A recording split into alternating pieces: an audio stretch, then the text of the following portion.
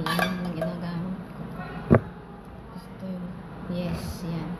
Nilagyan ko siya sa tubig. Tapos tayo.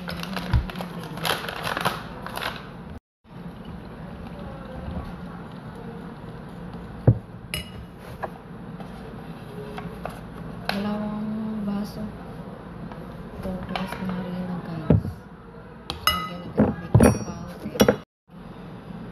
Kaya natin yan. Siyempre, kamayin natin yan. Hindi tayo pwede mag-gloves. Diyos ko naman.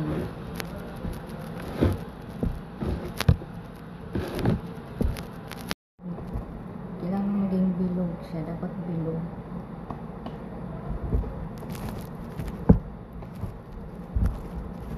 Parang masarap. Ganun siya kalinis, guys. Lagyan natin siya ng harina, guys, para hindi didikit yung ano ilalagay natin. So, maghati tayo. Magpa-square na ito.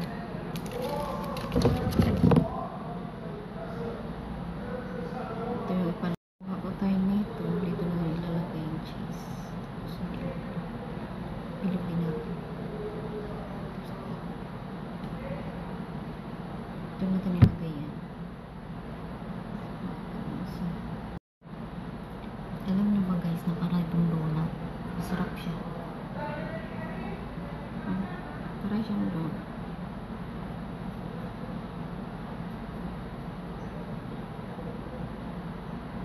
Guys, prito ko siya. Wow. Yummy, yummy, yummy. Tifal yung ano kasi. Tifal yung gamit namin. Sino pa? Kalas, adil. Natin sugar.